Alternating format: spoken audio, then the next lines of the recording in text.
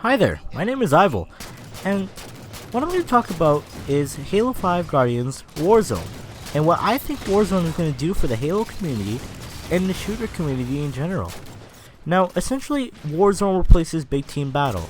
If you didn't know what Big Team Battle was, essentially what it was on Halo was a 12v12 game mode on the multiplayer that allowed people to use more vehicles and more explosives, and it was very big. But what Warzone does differently is that it still has the vehicles, it still has the explosives, but it also adds in an AI element. And now the AI element is for bosses that will appear on the map in Warzone, as well as bases, because the bases at first, when you first boot up Warzone, are actually flooded with enemies. And you have to take them out, then grab a base. Now, what this does is that, well, to begin off, before I say what it does, I'm just going to personally say that I love the idea of Warzone. The idea allows for more people to enjoy the game. And what I mean by that, and I'm going to pick on my friend Daniel here a little bit, is that some people aren't very good at multiplayer shooters. They just, they like the idea, like Dan, but they just can't execute it. They can't do well, and it's not rewarding for them. It's not enjoying for them. Although they still love the idea of playing against real people real time, it's just not rewarding. It's not fun for them. What Halo 5 Guardians does is that it allows people like that to enjoy the game more. People like Dan can now play the game and not need to go up against direct enemies to help out the team. I was watching a gameplay the other day on Halo 5 Warzone. It was posted by Ready Up Live. He was on red team, and they were ahead of blue team by 150 points. Now, a new boss appeared on the screen. Both teams flooded to go kill the boss. However, since blue team were the ones to finish it off, they got all the points, and they actually exceeded red team's points.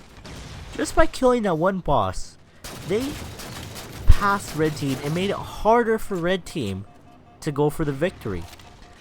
Now, I'm not trying to say that these points are too easy. Games like Titanfall have tried this. They tried putting AI and rewarding you for it.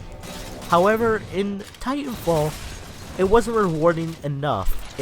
And if they did make it more rewarding, the community would backlash and say that it was too easy for people who didn't have enough skill to do good. But since Halo 5 Warzone isn't based off a constant flow of AI, and bosses that appear on the map at random times, well, it's not really random times, I suppose.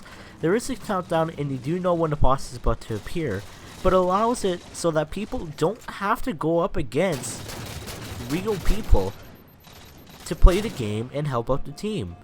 Now, I'm going to pick on Battlefield 4 a little bit, because they kind of have this, but it's not as large.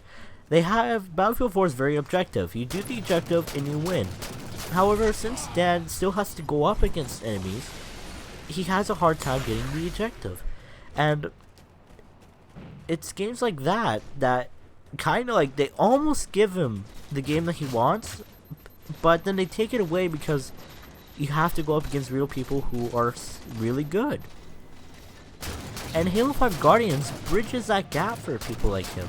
It allows them to enjoy the game more. And what this also does for the whole gaming community in general is that people who aren't confident in their matchmaking skills can still play the game and expand the total amount of players on the servers. And then what that allows is that allows other people who are confident in their skills to go into much cleaner servers with much better connections, and it will also equal out, or not, I shouldn't say equal out, but it will also distribute the players evenly, and it'll and hopefully make a much better multiplayer experience for everybody. And I really enjoy this concept. So I suppose that another factor that I should add in is time. when you're going up against real people, time is of the essence. You have to kill them before they kill you, and you have to do it quick because they will kill you over time. They will find you. Against AI, you can take your time. You don't need to rush things. You can chill. You can't do that in regular multiplayer. And what I also find amusing about this is that for somebody like Dan, if he continued to play this Halo 5 Warzone, and he would still honestly have to go up against real people. It's not like you can avoid them in whole, but it will also allow him to get better at the game, or maybe first-person shooters in general. And I hope that more video games companies try to do this idea or try to implement it in their multiplayer experience somehow. And yeah, that's my opinion about Halo 5 Warzone. To talk about the gameplay you're seeing right now, I'm sorry. I only have Halo 4 right now on my Xbox One for MCC, and beggars can't be choosers. I can't just get Halo 5 gameplay. I know it's boring for now, but 5 days until Halo 5 Guardians. I'm sorry. Other than that, I thank you for watching this video until the end if you're still listening. And I suppose it's time to wrap things up. Goodbye.